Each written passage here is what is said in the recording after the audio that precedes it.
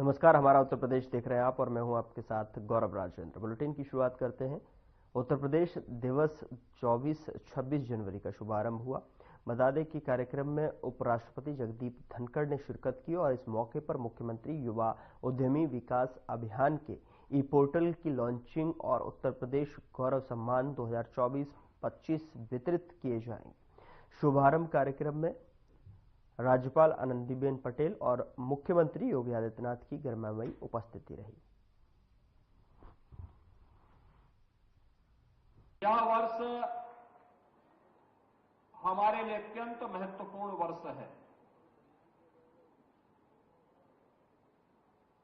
इस सदी का पहला महाकुंभ प्रयागराज की धरती में पौष पूर्णिमा 13 जनवरी से प्रारंभ हो चुका है। पिछले 10 दिन के अंदर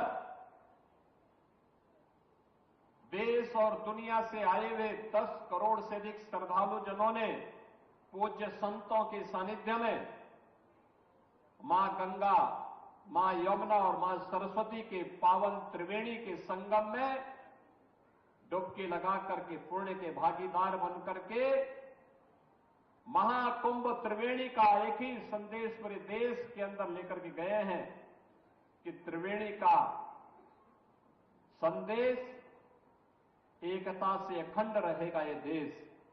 इस संदेश के साथ देश और दुनिया से आए हुए श्रद्धालु उत्तर प्रदेश की धरा से इस संदेश को लेकर के जा रहे हैं। और यह वर्ष अत्यंत महत्वपूर्ण इसलिए भी है कि बाबा साहब भीमराव अंबेडकर जी के द्वारा जो संविधान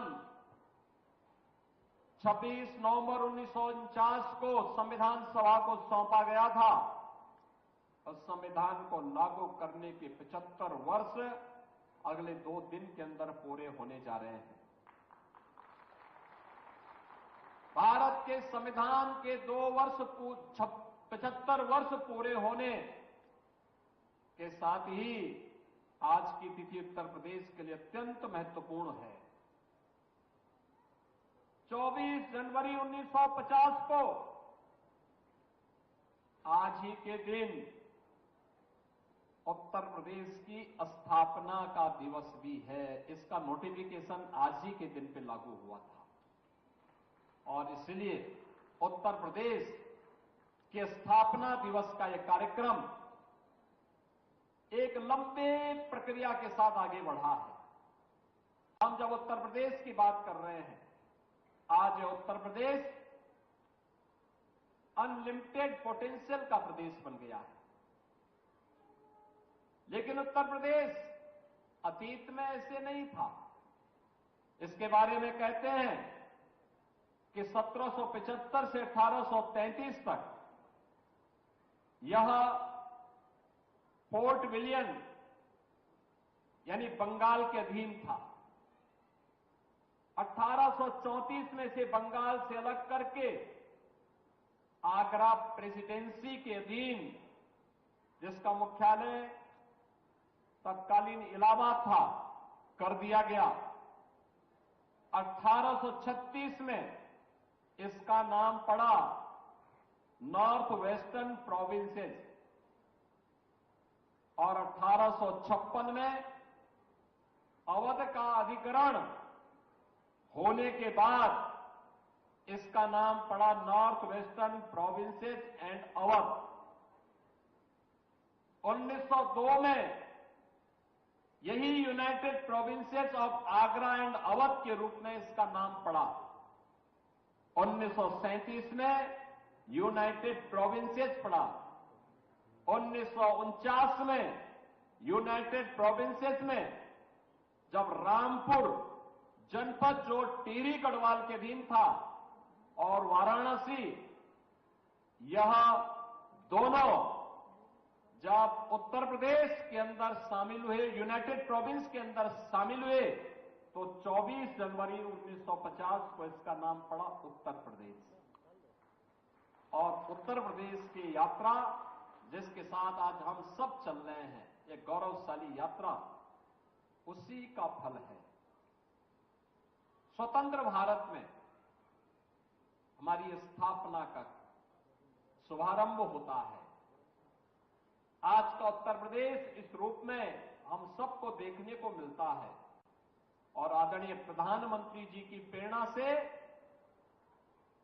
2018 में तत्कालीन राज्यपाल आदरणीय श्री राम नाईक जी की प्रेरणा और मार्गदर्शन में हम लोगों ने पहला उत्तर प्रदेश दिवस उत्तर प्रदेश के अंदर आयोजित किया और आज उत्तर प्रदेश का यह 7वां संस्करण आयोजित होने का और स्थापना के 75 वर्ष पूरा कर रहा है। इस अवसर पर उत्तर प्रदेश के आज के समारोह के मैं माननीय मुख्य अतिथि अन्य सभी सम्मानित अतिथियों का हृदय से स्वागत करता हूं और उत्तर प्रदेश वासियों को इसकी हृदय से बधाई भी देता हूं। आज के इस अवसर पर जब उत्तर प्रदेश दिवस के अवसर पर अनेक प्रकार के कार्यक्रम यहां प्रारंभ किए जा रहे हैं, मैं आज के इस समारोह में आदरणीय उपराष्ट्रपति जी का, आदरणीय डॉक्टर सुदेश धनखड़ जी का, आदरणीय राज्यपाल जी का और अन्य सभी सम्मानित अतिथियों का स्वागत करता हूं। उत्तर प्रदेश गौरव से सम्मानित होने वाली विभूतियों का हृदय से अभिनंदन करता हूं और पूरे प्रदेश के अंदर 75 जनपदों में युवा उद्यमी का एक कार्यक्रम आदरणीय उपराष्ट्रपति जी के आशीर्वाद के उपरांत वहां पे भी प्रारंभ होगा। जहां भी लाइव ये कार्यक्रम चल रहा है उन सभी जनपदों के उन सभी युवाओं को और पूरे प्रदेशवासियों को उत्तर प्रदेश स्थापना दिवस और युवा उद्यमी अभियान को प्रारंभ करने के अवसर पर मैं हृदय से अपनी शुभकामना देते हुए अपनी वाणी को विराम देता हूं। धन्यवाद। जय।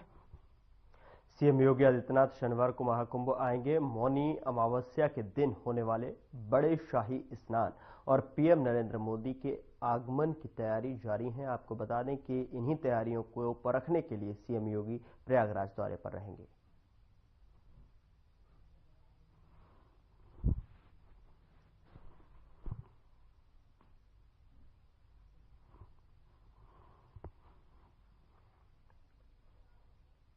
प्रयागराज में आयोजित महाकुंभ मेला इस समय जोर शोर से चल रहा है और इस महापर्व में देश विदेश से लाखों साधु संत और कल्पवासी संगम के किनारे आ चुके हैं।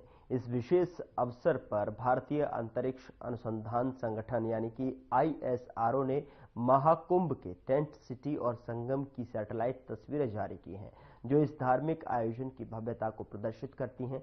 इसरो ने एक ट्वीट में बताया कि EOS 04 RISAT 1A यानी कि सी बैंड माइक्रोवेव सैटेलाइट के जरिए ली गई समय सीमा की तस्वीरें महाकुंभ मेला 2025 के लिए टेंट सिटी की स्थापना और अन्य संरचनाओं का विवरण प्रदान करती हैं।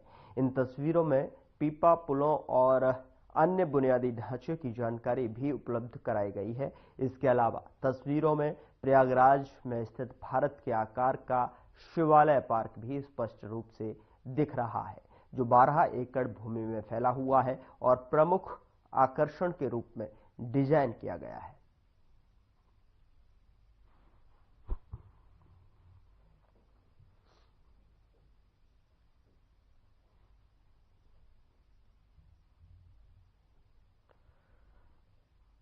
उत्तर प्रदेश के विकास को और तेज करने के लिए राज्य सरकार नए इंफ्रास्ट्रक्चर पर तेजी से काम कर रही है। इस दिशा में विंध्य पूर्वांचल लिंक एक्सप्रेसवे और विंध्य एक्सप्रेसवे जैसे 2 बड़े प्रोजेक्ट्स प्रदेश के उद्योग, आर्थिक स्थिति और पर्यटन को नई ऊंचाई पर पहुंचाने की तैयारी में है। ये एक्सप्रेसवे न सिर्फ पूर्वांचल और विंध्य क्षेत्र को एक दूसरे से जोड़ेंगे, बल्कि प्रदेश के कई जिलों की तस्वीर बदलने में भी मदद करेंगे। यूपीडा द्वारा प्रस्तावित 2 नए एक्सप्रेसवे में से एक विंध्य एक्सप्रेसवे 320 किलोमीटर लंबा होगा। यह गंगा एक्सप्रेसवे के अंतिम बिंदु प्रयागराज से शुरू होकर सोनभद्र तक जाएगा। इस परियोजना की अनुमानित लागत 22,400 करोड़ रुपए है। यह एक्सप्रेसवे प्रयागराज, मिर्जापुर, वाराणसी, चंदौली होकर सोनभद्र जैसे जिलों को जोड़ेगा।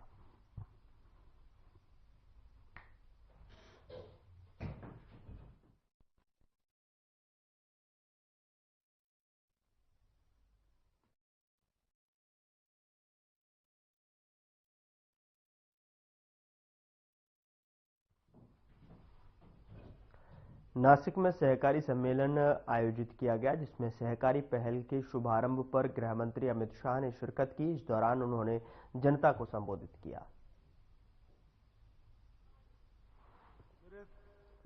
मेरे साथ बोलिए, भारत माता की। क्यों भाई, किसान और जवानों के बीच में आया हूं, आवाज ऐसी नहीं चलेगी। बेलगांव तक जानी चाहिए आवाज। मेरे साथ दोनों हाथ उठाइए, जरा उठाइए दोनों हाथ और जोर से बोलिए, भारत माता की जय जवान, जय किसान। मंच पर उपस्थित श्रीमान एकनाथ शिंदे जी,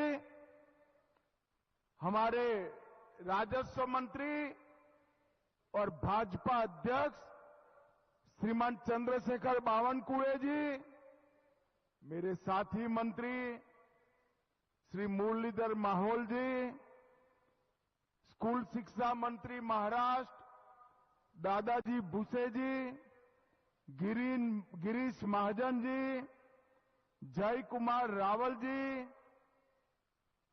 एनडीए के वरिष्ठ नेता नासिक के निवासी श्रीमान छगन भुजबल जी, जिनके निमंत्रण पर मैं आज यहां आया हूं, ऐसे हमारे डॉक्टर विकास महात्मे जी, महामंडलेश्वर स्वामी सविदानंद जी, डॉक्टर शिवाजी राव जी, श्री दिलीप बोरसे जी, और आज इस विराट कार्यक्रम में आए हुए प्यारे जवान भाइयों बहनों और किसान भाइयों बहनों को मेरा प्रणाम, राम राम। आज इस स्थान पर और इस सम्मेलन में आकर जय जवान जय किसान एक नारा हमारे देश के पूर्व प्रधानमंत्री लाल बहादुर शास्त्री जी ने दिया था। और शास्त्री जी ने किसान, खेती और खेतीहर मजदूर और इसके साथ साथ सेना का मजबूत करना भी शुरू किया था। मोदी जी जब प्रधानमंत्री बने तो उन्होंने जय जवान जय किसान और साथ में जय विज्ञान जोड़ने का काम किया। शिवाजी राव जी को मैं कहना चाहता हूं, आपने एक ही कोऑपरेटिव के माध्यम से जय जवान जय किसान और लेबोरेटरी मुद्रा परीक्षण की बनाकर जय विज्ञान को भी एक ही जगह स्थापित करने का काम किया। भाई और बहनों, सालों से एक चर्चा थी कि किसान जो काम कर रहा है खेती का, वो मुनाफे लायक नहीं, इसमें मुनाफा नहीं। मगर मेरा आज भी दृढ़ विश्वास है कि सहकारिता आंदोलन और विज्ञान दोनों को जोड़ दिया जाए तो आज भी खेती ये मुनाफे वाला बिजनेस है, इसमें किसी को भी शंका रखने की जरूरत नहीं। भैया मैं यही रहने वाला हूं, बैठ जाइए जरा। भाइयों बहनों, जब किसान खेती करता है तब उसको मालूम नहीं है कि इसकी भूमि में क्या क्या पड़ा है, कौन सी चीज कम है, कौन सी चीज ज्यादा है। वो परंपरागत जिले के किसानों के ट्रेंड पर ही खेती करता जा रहा है। और जब मोदी जी ने मिट्टी के परीक्षण की बात करी तब मालूम पड़ा कि जो खाद डालने की जरूरत नहीं थी वो किसान डालता था, और जो खाद न्यूट्रिशन डालने की जरूरत थी वो नहीं डालता था। आज यहां पर मैं अभी मुलाकात कर आया हूं एक अत्याधुनिक भूमि परीक्षण की प्रयोगशाला शिवाजी राव और विकास भाई ने बनाई है, जो पूरे जिले के किसानों के लिए आशीर्वाद रूप होगी। आपके पानी की पीएच मात्रा कितनी है, सल्फर डालना है या नहीं डालना है, डीएपी कितना डालना है, कौन सा क्रॉप करने से ज्यादा मुनाफा उपज हो सकती है,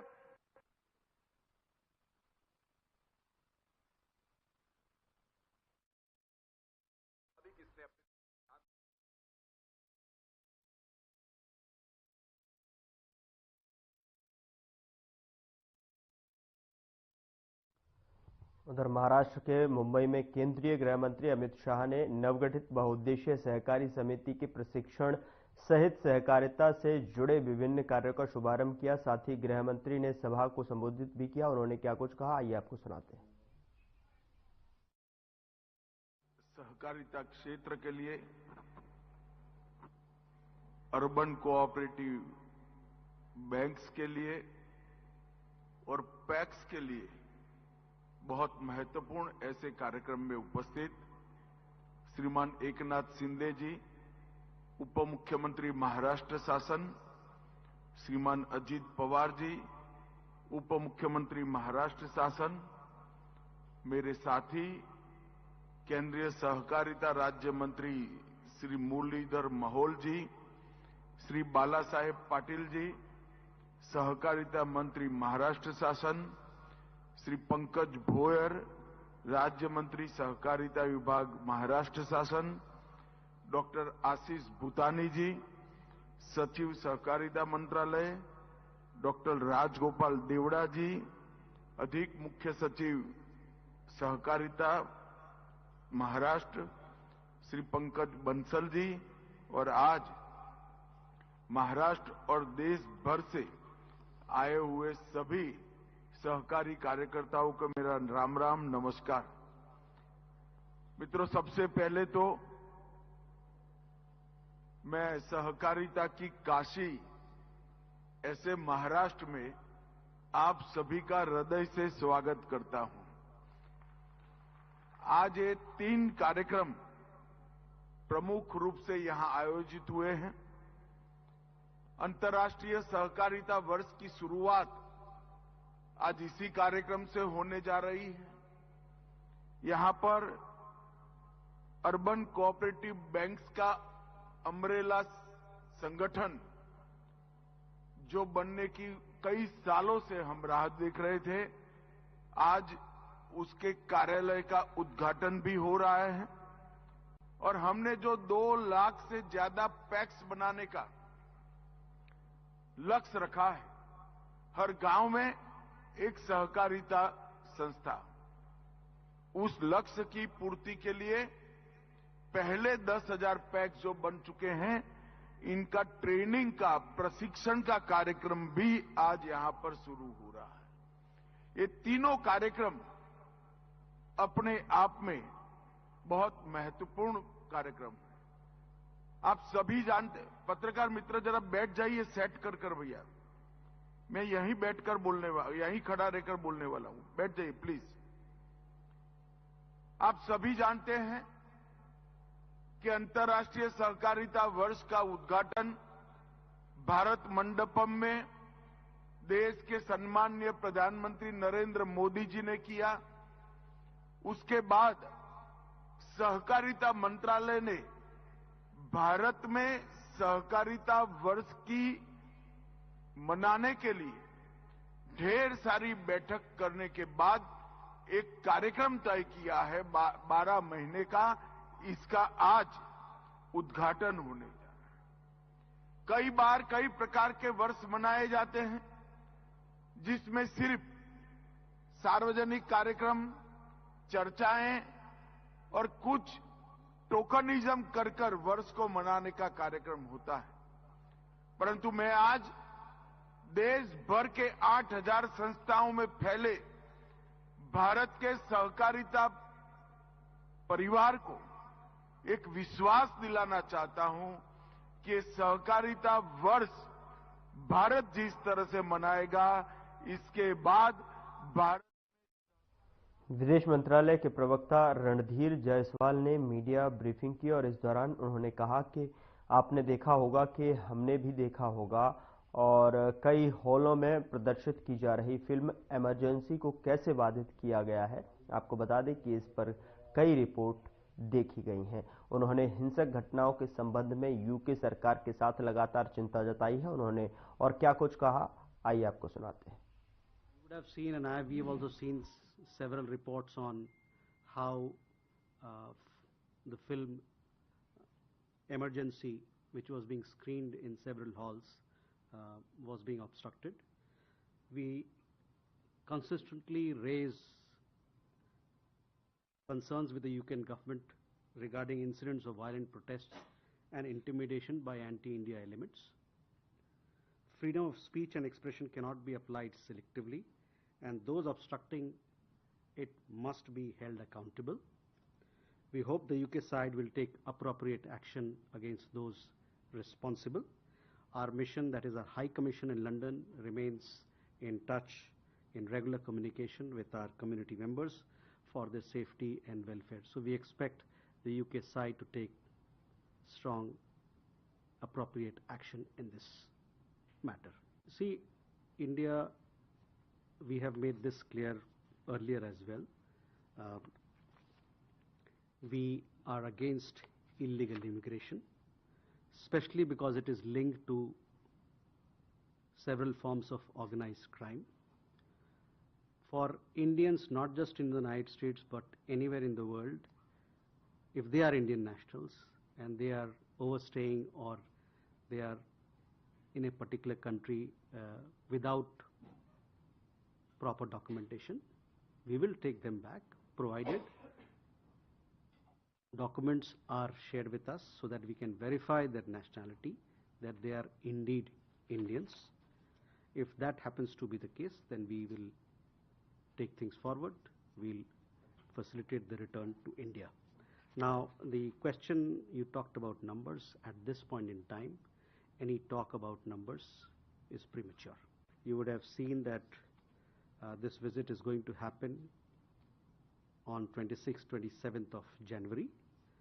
Foreign Secretary will be meeting his counterpart, the Vice Minister in China, where all issues of bilateral interest will be discussed.